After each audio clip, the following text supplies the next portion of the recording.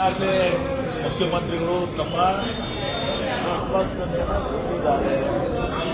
ಇವತ್ತು ಕೂಡ ಇದರಲ್ಲಿ ಯಾವ ರೀತಿ ಅಮೂಲ್ಯ ಧರ್ಮಪತ್ನಿಗಳಿಗೆ ಈ ಭೂಮಿ ಬಂದಿದೆ ಮತ್ತು ಯಾವ ಕಾಲದಲ್ಲಿ ಇದಕ್ಕೆಲ್ಲರೂ ಕೂಡ ಈ ಪರ್ಯಾಯ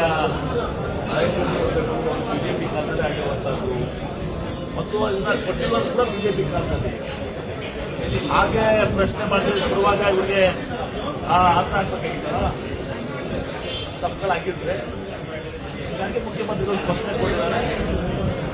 ಮುಖ್ಯಮಂತ್ರಿಗಳ ರಾಜೀನಾಮೆ ಕೇವಲ ಇನ್ನೊಂದು ರಾಜಕೀಯ ಸಿಬಿಐ ಕೊಡಬೇಕು ಅಂತ ಆಗ್ರಹ ಮಾಡ್ತಾರೆ ಸರ್. ನ್ಯಾಯಾಂಗ ತನಿಖೆಯಿಂದ ಹಿಂದೆ ಸಿಬಿಐ ಅಂತ ಇವ್ರು ಯಾವಾಗ ಕೊಟ್ಟಿದ್ರು ಇವರು ಸರ್ಕಾರದಿಂದಾಗ?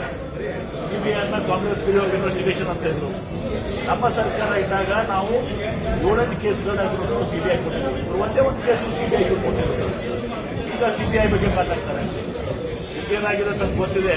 ಈ ಇಲೆಕ್ಟ್ರಲ್ ಬಾಂಡ್ಸ್ ನಲ್ಲಿ ಚಂದ್ರಚೂಡ್ ಅವರು ಮೊನ್ನೆ ಏನು ಈ ಇಲೆಕ್ಟ್ರಲ್ ಬಾಂಡ್ಸ್ ಬಗ್ಗೆ ಎನ್ಕ್ವೈರಿಗೆ ಇದು ಮಾಡಿದ್ರು. ಅವಾಗೆಲ್ಲ ಇವರು ಇಡಿ, ಸಿಬಿಐ, ಇನ್ಕಮ್ ಟ್ಯಾಕ್ಸ್ ಎಲ್ಲ ಇವರು ಊರನ್ನ ಹೊರಟಿದೆ. ಒಂದ್ ಕಡೆ ಇಡಿ ರೇಡ್ ಆಗ್ತದೆ, ಈ ಕಡೆ ಹಣ ಜಮಾ ಆಗ್ತದೆ, ಇಲೆಕ್ಟ್ರಲ್ ಬಾಂಡ್ ಖರೀದಿ ಆಗ್ತದೆ. ಒಂದ್ ಕಡೆ ಸಿಬಿಐ ಕೇಸ್ ಆಗುತ್ತೆ, ಇನ್ನೊಂದ್ ಕಡೆ ಹಣ ಇಲೆಕ್ಟ್ರಲ್ ಬಾಂಡ್ ಖರೀದಿ ಆಗ್ತದೆ.